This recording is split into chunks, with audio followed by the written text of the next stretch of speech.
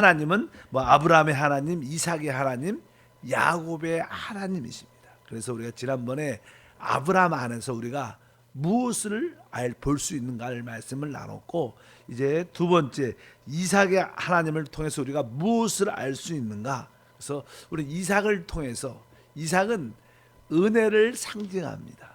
그의 모든 생애는 은혜로 사는 것을 우리가 알 수 있습니다. 그는 은혜로 모든 것을 상속받았고, 그의 생애에는 항상 만족과 안식이 있었습니다.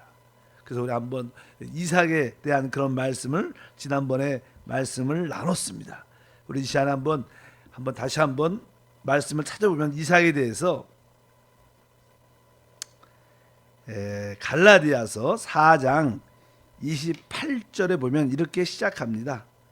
형제들아, 너희는 이삭과 같이 약속의 자녀라. 약속의 자녀. 그러니까 그 이삭은 태어날 때부터 어떻게 은혜로, 어떤 수고와 행위가 아니라 하나님의 약속에 따라 은혜로 태어난 것을 우리가 알 수 있습니다. 그의 생애는 은혜의 삶이었기 때문에 은혜로, 약속에 따라 은혜로 태어났고, 그의 생활은 항상 은혜의 풍성함이 있었습니다. 그래서 창세기 21장에 그가 자랄 때도 아이가 자라매 젖을 떼고, 이삭이 젖을 뗄 때 날에 아브라함이 큰 잔치를 베풀었더라. 이러한 모습을 보면 그의 모든 삶이 은혜로, 모든 것이 예비되어 있음을 우리가 알 수 있습니다. 결국 뒤를 보면 결국 그는 은혜로 아버지의 모든 것을 상속받게 됩니다. 원래 그 전에 이제 이스마엘이 나죠. 이스마엘.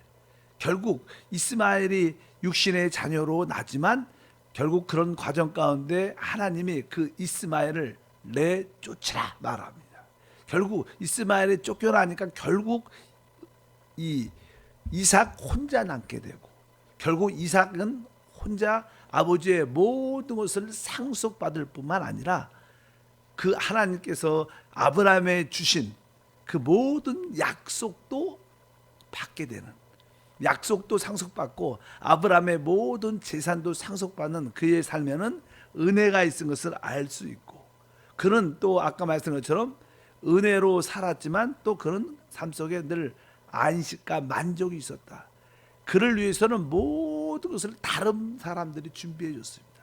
사실 우리 일생에서 결혼이 참 중요한데, 이 결혼을 누가, 바로 아브라함의 종이었던 그 종이 모든 것을 다 준비해서 그의 아내가 될 수 있는 리브가를 데려온 것을 알 수 있습니다.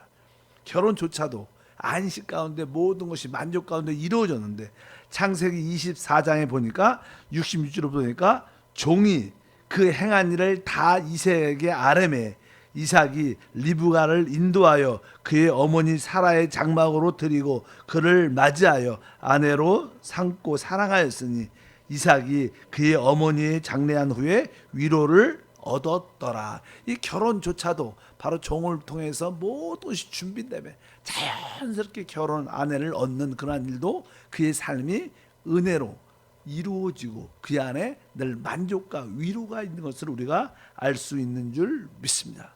또 사실 우리가 이 땅에 살아갈 때 우리에게는 항상 어떠한 목마름이 있죠. 뭐 그 당시는 목축을 주로 했으니까 이 물이 있는 것이 참 중요합니다. 그런데 이 이삭은 종종 자기의 생활 속에 항상 우물이 있었어요. 땅을 파면 우물이 터졌어요. 사실 우물이 터지는 게 쉽지 않습니다. 그런데 그가 가는 곳곳마다 사람들이 시기하고 질투해서 그 사람을 어떤 지역에서 쫓아내면 떠나간 곳에서 땅을 파면 우물이 또 나와요. 이삭에게 참 멋진 것 하나는 그가 틀리든 맞든 간에 우물이 터졌다는 거예요. 우리는 종종 항상 선악의 기준으로 잘했으니까 복을 받을 것이고 잘못했으니까 징계가 있을 까 이런 생각이 많지만, 은혜로 사는 사람은 그렇지 않습니다. 은혜로 사는 사람들은 그가 옳든지 그르든지 항상 그의 생애에는 우물이 있었다. 우리 한세 성도님들 그런 은혜의 삶을 누리기를 바랍니다. 왜냐하면 우리 하나님은요 이삭의 하나님이셔요. 한편적으로 아브라함의 하나님이시기도 하지만 우리는 또 이삭의 하나님을 동일하게 누리는 그런 은혜가 함께할 줄 믿습니다. 그리고 그가 이제 한 해는 어떤 한 해는 농사를 졌는데 그 농사를 100배의 소득을 얻는 말씀을 한번 읽어보니까 창세기 26장에 그래서 우리도 그냥 우리 이삭 성교회가 있잖아요. 창세기 26장 12절에 보면 이삭이 그 땅에서 농사하여 그의 100배나 얻었고 야훼께서 복을 주심으로 그 사람이 창대하고 왕성하여 마침내 거부가 되어 양과 소가 떼를 이루고 종이 심이 많으므로 블레셋 사람이 그를 쉬게 하여 이런 내용을 보면 그가 땅에서 농사할 때 그에는 100배나 얻었다. 이런 보통 우리가 한 달 일해서 한 달 살고 1년 일해서 1년을 살아요. 그런데 여기 보니까 한 해 농사해줘서 100년치를 얻은 거. 이것도 뭐예요? 은혜의 삶이에요. 은혜의 삶. 우리에게 그런 은혜가 있도록 하나님께 우리가 늘 감사의 마음을 가져야 될 줄 믿습니다. 그래서 우리가 이삭 하나님에서는 무엇을 은혜로 모든 것을 상속받는 거구나. 그럴 때 우리에게 참된 만족과 안식과 누림이 있구나. 이것이 이삭의 하나님의 체험인데 이삭은 지난번에 말한 것처럼 단 한 번 아버지와 함께 모리아 산에 가서 하나님이 너를 제물로 구원하신다. 그러니까 기꺼이 자기의 생명을 하나님께 드린 자였어요. 이삭이 그 당시 청년이었는데 아버지 왜 그러세요? 왜 이렇게 노망이 드셔갖고 난 죽을 수 없어요. 막 그랬으면 제물로 드릴 수가 없어요. 바로 이삭은 우리 주 예수님을 상징합니다. 그분은 하늘 보좌를 버리고 기꺼이 그분의 목숨을 십자가에 못 박히신 거예요. 그래서 하나님이 그를 가장 뛰어난 이름을 주시고 높이신 줄 믿습니다. 그것이 은혜의 모습입니다. 세 번째로 이제 우리 하나님은 야곱의 하나님이십니다. 그래서 우리 하나님은 야곱의 하나님 안에서는 우리는 하나님에 대한 것을 어떤 것을 알 수 있느냐? 우리 야곱의 하나님을 통해서 우리는 첫 번째 하나님의 선택하심을 알아요. 하나님이 우리를 모든 것이 하나님의 선택하심에 있구나. 우리의 행함에 있지 않고 하나님의 선택함에 있다는 것을 우리는 분명히 알아야 될 줄 믿습니다. 왜냐하면 그 이삭의 아내였던 리브가가 임신을 했는데 쌍둥이를 임신하죠. 쌍둥이를. 성경은 이렇게 말합니다. 창세기 25장 22절부터 보니까 그의 아들들이 그의 태 속에서 서로 싸우는지라 그가 이르되 이럴 경우에 내가 어찌할꼬 하고 가서 야훼께 묻자온대 야훼께서 그에게 이르시되 두 국민이 내 태중에 있구나 두 민족이 내 복중에서 나누어지리라 이 족속이 저 족속보다 강했고 큰 자가 어린 자를 섬기리라 하셨더라. 이미 아이가 잉태됐을 때 하나님이 정하셨어요. 큰 자가 작은 자를 섬길 것이다. 하나님은 누구를? 작은 자 야곱을 선택했어요. 그 뱃속에서는 야곱이 먼저 나오고 싶어서 애를 썼지만 결국 먼저 나올 수가 없었어요. 그런데 두 번째로 태어났지만 이미 하나님이 그를 어떻게 했어요? 선택하신 거예요. 바로 큰 자가 작은 자를 선택하셨다. 하나님은 바로 에서가 아니라 이삭을 선택한 것처럼 하나님은 우리를 어떻게 해요? 지금 다 선택하신 거예요. 우리 신과 능으로 이루어지지 않는다. 그래서 우리는 성경에 보면 에베소 1장 4절에 우리가 창세전에 선택됐다. 이 놀라운 말씀입니다. 1장 4절 말씀 보면 곧 창세전에 그리스도 안에서 우리를 택하사 하나님의 택하심을 우리가 영적으로 깨달을 때 우리는 안식할 수 있습니다. 우리가 누릴 수 있습니다. 그렇지 않으면 불안하고 초조하고 내가 열심히 해야 되고 애써야 되는데 진짜 신앙은 바로 이 선택하심이 하나님 안에 있는 것이구나. 그래서 로마서 9장 11절은 이렇게 말하죠. 그 자식들이 아직 나지 아니하고 무슨 선이나 악을 행하지 아니한 때 택하심을 따라 되는 하나님의 뜻이 행위로 말미암지 않고 오직 부르신 이로 말미암아 서게 하려 하사. 하나님이 우리를 부르실 때 우리의 행위에 따라 우리를 부르신 것이 아니라 하나님의 부르신 하나님의 선택하심에 따라 모든 것이 이루어졌다. 그래서 우리가 우리 하나님을 알아갈 때 아브라함의 하나님을 알아야 되고 또 이삭의 하나님이 이렇게 역사하시는 하나님을 알아야 되고 또 마지막으로 야곱의 하나님을 알아야 진짜 하나님을 제대로 알죠. 어떤 분은 아브라함, 이삭, 야곱의 하나님 중에서 한 부분밖에 체험을 할 수밖에 없습니다. 그러나 우리 참된 신앙생활은 우리가 아브라함의 하나님도 체험해야 되고 이삭의 하나님도 체험해야 되고 여러분 모두가 야곱의 하나님도 체험해야 될 줄 믿습니다. 그래서 이 야곱을 통해서 이 모든 것이 하나님의 택하심, 선택하심에 있다는 것을 분명히 우리가 알아야 될 것이다. 우리의 행위에 따라 부르신 게 아니라 하나님의 선택하심이었구나. 그럴 때 우리는 하나님께 순복할 수 있고 더 감사할 수 있는 줄 믿습니다.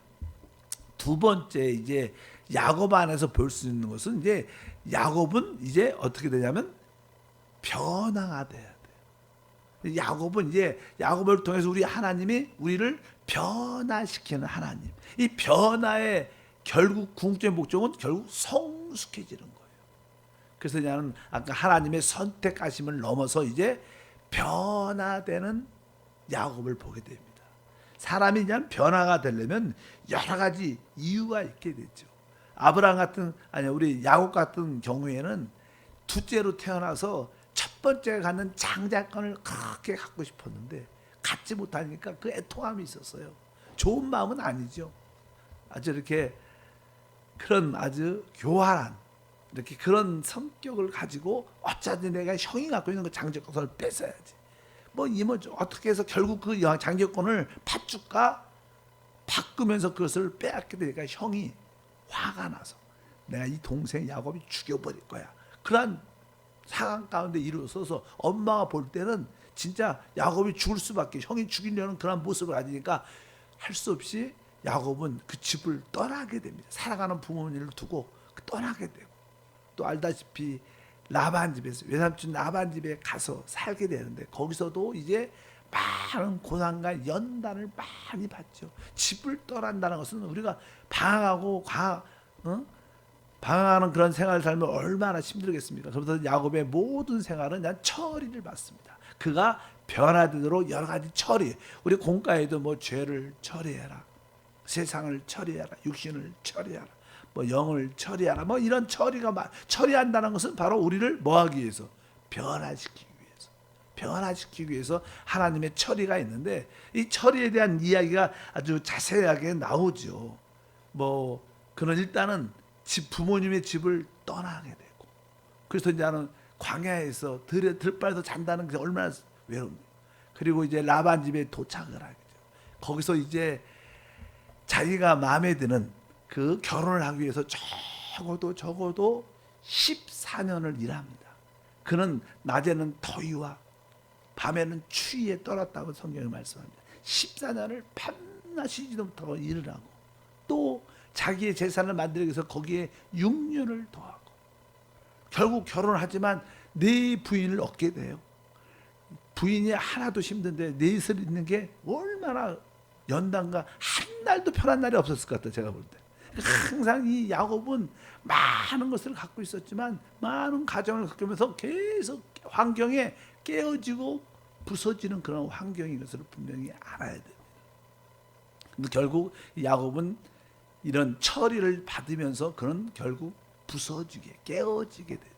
성경에 야곱의 깨어짐에 대한 이야기 중에 우리가 잘 아는 창세기 32장에 약복 나루터에서 이제 뒤에서는 그 라반의 아들들이 야곱을 죽이러 막 쫓아오고 그 앞에는 형 에서가 용사를 데리고 자기를 죽이려고 기다리고 있고 이제 앞으로 갈 수도 없고 뒤로 갈 수도 없는 그런 상황 가운데 약복 나루터에서 기도하죠. 거기서 그냥 천사 하나님과 겨루게 됩니다. 하나님과 간절히 기도하고 하나님을 붙잡고 살려달라고 축복해달라고 막 기도하는데 서로 이렇게 싸움을 하는데 야곱이 워낙 강한 자니까 고집과 의지가 강하니까 결국 이 하나님이 이길 수 없다고 생각해서 그냥 야곱의 그 환도뼈를 치십니다. 그러니까 성경의 맨 마지막에 보면 그 환도뼈가 어긋나게 되고 결국 그 평생에 그는 다리를 절면서 살게 됩니다. 그러니까 사람들이 강하면 강할수록 결국 어떻게 하나님과의 부딪힘에서 사람은 부서지게 돼 있어요. 사람의 자기의 가장 강한 부분이 부서지게 돼 있는데 이것이 바로 하나님이 우리를 변화시키기 위한 하나님의 가정인 줄 믿습니다. 그래서 성경을 보다 보면 이제 야곱에 대해서 말할 때 창세기 32장에 보니까 25절과 31절에 보면 그가 야곱의 허벅지 관절을 치매, 야곱의 허벅지 관절이 그 사람과 씨름할 때 어긋났더라.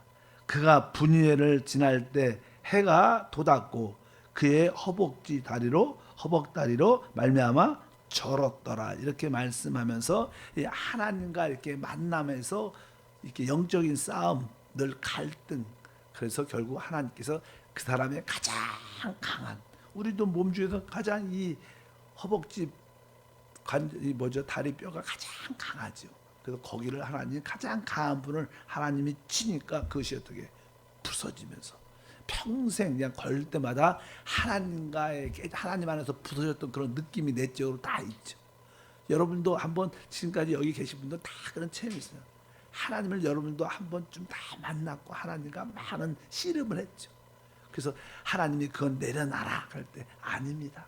막 그러다가 결국 하나님이 그 부분을 하나님이 탁 치니까 그 부분이 부서지면서 그것을 내려놓게 되고 그 부분을 잃어버리게 되므로 여러분 안에 큰 마음의 상처와 아픔이 있지만 그 아픔과 그 어려움을 기억을 다 하고 있어요.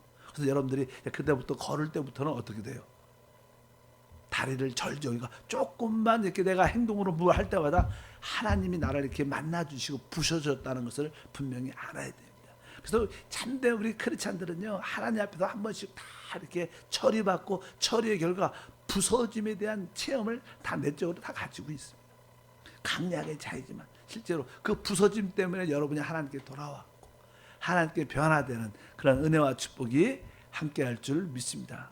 그래서 아주 재밌는 이렇게 예화가 있는데 이렇게 먹는 과자, 크래커 같은 거에 보면 동그랗잖아요. 이렇게 과자가 그래갖고 근데 이렇게 그 과자를 이렇게 한번 탁 부러뜨리면 딱 부러집니다. 갖고 이게 바닥에 놓고 이렇게 딱 붙이면 표시가 잘 안 나요. 그렇잖아. 이게 깨졌는지 안 깨졌는지 모르는데 조금만 이렇게 누르면 어떻게 돼요? 그 부서진 부분이 벌어지게 돼요. 그러니까 하나님 앞에 한번 부서진 사람들은요, 하나님이 조금만 이렇게 누르면 그 기억이 다 나. 평생 우리는 다리를 절면서 살죠. 하나님을 의식하게 돼요. 자기의 부서진 그날을 알죠. 조지 물러란 유명한 그 목사님이 어떻게 이렇게 큰 고안을 수많은 아이들이 이렇게 기를 수 있었습니까? 이렇게 물어보니까 그의 대답이 내가 하나님께 죽은 날, 부서진 날이 있었습니다. 이렇게 말을 해요. 그 설명은 안 해도 우리 각자 그런 이 처리를 통하여 부서지는 은혜가 실제로 그래서 은혜죠. 사람이 그냥 이렇게 부서지게 되면 영적으로 어떻게 되냐면 진짜로 변화가 돼요. 변화. 그래서 뭐 이게 이런 과정이죠. 따라할까요? 처리받음. 그 다음에 부서짐. 그 다음에는 뭐예요? 변화가 성숙해지면서 사람이 이제 변화가 되는데 사람은 이렇게 많은 과정을 겪으면서도 이 변화가 그렇게 쉽게 되지 않아서 몇 번씩 변화되죠. 야곱의 생애에 창세기 35장에 보면 가장 이렇게 나름대로 연단과 훈련을 많이 지나면서 가장 평강과 여유가 있고 행복한 시간이었어요. 창세기 34장에 보면 근데 그렇게 세겜 땅에서 나름대로 열심히 살았을 때 그냥 물질적으로도 자녀들의 모든 모습에 대해서 부족함이 없고 아주 좋은 시기였습니다. 그런데 그 세겜에 있던 추장이었던 그 세겜이라는 사람이 그 딸 하나밖에 없는 딸을 강간해 갖고 욕을 보였어요. 그리고 그 딸을 되게 너무나 사랑하는 마음이니까 이 딸아가 결혼해 달라 막 그렇게 말을 하니까 우리는 유대인이고 너희는 이방인이라 결혼할 수 없다. 진짜 이걸 원하면 당신들 할례 받아야 된다. 이렇게 형들이 오빠들이 그렇게 말을 하면서 그들도 결국 그러면 서로 이렇게 결혼도 하고 같이 살자 이렇게 하면서 설득을 시켜가 결국 그 세겜과 그 모든 가족들 그쪽 지역의 모든 남자들이 다 할례를 받게 됩니다. 그 할례 받으면 이렇게 활동을 한 일주일 동안 자세히 못합니다. 할례를 남자들 다 받게 하고 나서 그냥 그 아들들이 야곱의 아들들이죠. 뭐 디나의 딸의 오빠들이 그 할례 받은 남자를 싹 죽여버려요. 아니, 일생에 또 하나의 큰 사건이 그동안은 편하게 살았는데 나름대로 평강이 있었는데 한 사건이 일어남으로 말미암아 그 마음에 큰 염려와 두려움이 생기게 돼요. 그럴 때 하나님이 부르십니다. 성경은 그에게 이렇게 말씀합니다. 창세기 35장 1절과 2절을 읽어보면 하나님이 야곱에게 이르되 일어나 베델로 올라가서 거기 거주하며 내가 내 형 에서의 낯을 피하여 도망할 때 내게 나타났던 하나님께 거기서 제단을 쌓으라 하신지라.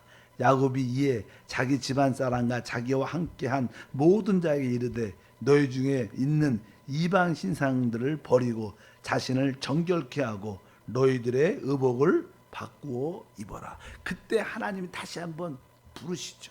너는 이제 베델로 올라가라. 여러분 신앙생활도 마찬가지. 베델이라는 것은 하나님의 집이죠. 참된 교회 생활을 영적으로 이 땅에서는 의미합니다. 여러분들이 나름대로 이렇게 잘 여유 있게 부족함이 없게 괜찮게 평안 가운데 살다가 한 번은 큰 일이 생겨요. 그래서 하나님 믿죠. 그러면서 여러분에게 큰 어려움이 생길 때 그때는 하나님께 올라오라는 하나님의 신호라는 거예요. 그러면서 그 전까지는 아브라함과 그 가족들이 하나님을 섬기면서도 우상도 나름대로 자기들이 갖고 있는 우상들도 갖고 있었어요. 근데 이런 사건을 통해서 다시 한번 진짜 정결하게 되고 하나님께 속하지 않은 것은 다 버리고 하나님께만 올라가는, 이것이 진정한 변화입니다. 변화는 우리가 땅에 속한 것, 세상에 속한 것을 많이 갖고 누리면서 사는 것이 축복이 아니라 진짜 마지막은 하나님이 어떠한 사건을 통해서 다 내려놓게 하고 하나님께 속하지 않는 것은 다 내려놓고 오직 하나님의 집으로 올라가는, 아마 코로나19가 우리에겐 그러한 시간이 될 거라고 믿습니다. 그동안 여러분들이 취했던 세상의 명예치, 물질, 사고방식 여러 가지 많이 그런 것도 많이 붙잡고 있었죠. 이런 길을 통해서 그것을 하나님이 다 내려놓게 하시고 그냥 오직 하나님의 집 베델을 향해서 올라오라. 이것이 진짜 우리가 어떻게 변화되는 것이고 이 과정을 통과하지만 우리는 진짜 성숙해지고 하나님의 총리로 세워지는 그런 가정을 갖게 될 것을 믿습니다. 오늘 말씀을 통해서 바로 야곱의 하나님은 하나님의 그 선택하심에 대한 올바른 이해를 우리가 가져야 되고 또 그가 하나님 앞에서 변화되기 위해서 그는 모든 환경 가운데서 계속 처리를 받고 결국 그는 부서지고 그리고 결국 그는 성숙해지는 변화되는 그러한 가정을 갖게 됩니다. 만약에 여러분들이 변화됐다는 것은 여러분들이 성숙해졌다는 거예요. 영적으로 성숙하다는 것은요, 다른 사람한테 무엇을 요구하지 않는 거, 대신 다른 사람을 진짜 축복하는 사람이 되는 거예요. 성숙한 사람은 남들한테 요구하지 않습니다. 진짜 그리고 다른 사람을 축복합니다. 성경에 보면 큰 자가 작은 자를 축복하는 것처럼 결국 야곱은 이제 요셉이 총리가 됐다는 소식 나중에 들어요. 그러나 그의 나이는 들어서 겉사람은 후패해졌지만 그의 속 영은 아주 새롭게 강건해져. 속사람은 강건해지면서 바로 그가 나이가 많은 할아버지였지만 그 당시 최고의 왕이었던 바로를 만날 때 그 왕을 축복합니다. 그를 축복합니다. 뭐 우리가 옛날 야구 같았으면 야, 내 아들이 총리가 됐어. 내가 이 왕한테 가서 한번 땅을 좀 많이 달라든가 뭐 내가 뭘 한번 얻어야겠다. 이렇게 자꾸만 달라려고 빼앗으려는 그런 야곱의 모습인데 그가 진짜 변화되고 성숙해지니까 그런 거를 원하지 않고 진짜 만나는 사람을 진심으로 축복하는, 진짜 남들에게 나누어주는, 남들에게 요구하지 않는, 여러분들이 영적으로 성숙하다면 여러분은 다른 사람한테 요구하지 않죠. 그리고 진짜 여러분 것을 진심으로 영적으로 가장 것을 나눠주는 그러한 야곱의 생활을 우리가 많이 갖게 될 줄 믿습니다. 이런 가정 가운데 결국 우리 모두는 요셉이란 그러한 사람이 됩니다. 요셉은 결국 뭐예요? 야곱의 한 부분입니다. 한 부분. 야곱의 한 체험이죠. 그러니까 결국 우리가 야곱처럼 이렇게 아까 말씀드린 것처럼 하나님의 선택을 알고 하나님 앞에 처리받아서 결국 우리가 부서지고 성숙해지면 결국 우리는 하나님의 총리로 하나님을 대신해서 모든 것을 다스리는 자가 될 것이다. 성경에 계속 우리 끝에는 뭐예요? 우리가 천년왕국에서 왕노릇한다는 거. 영원한 시대에서 우리가 왕노릇한다는 거. 왜? 왕노릇하려면 이런 과정을 겪는 거예요. 우리가 어떻게 하나님 앞에 처리를 받아야 되고, 우리가 부서져야 되고, 우리가 변화돼야 되고, 결국 우리는 성숙한 남들을 진짜 축복하는 자가 돼요. 그럴 때 하나님의 뜻이 우리 안에서 이루어질 줄 믿습니다. 기도합니다. 하나님 아버지 감사합니다. 다시 한번 우리 하나님을 다시 한번 바라봅니다. 아브라함의 하나님, 이삭의 하나님, 그 야곱의 하나님을 우리 모두가 다시 한번 깊이 알게 하시고 만나게 하시고 체험하게 도와 주시옵소서. 그러므로 이 마지막 때 우리가 처리받고 변화되고 성숙하고 하나님 총리가 되어 그리스도와 함께 공동화로 이 땅을 영원함을 다스리는 참된 하나님의 아들이 되게 하옵소서. 환경을 두려워하지 말고 우리 안에서 우리를 변화시키고 성숙시키는 그 하나님을 보게 하옵소서. 주 예수 이름으로 기도함나이다. 아멘.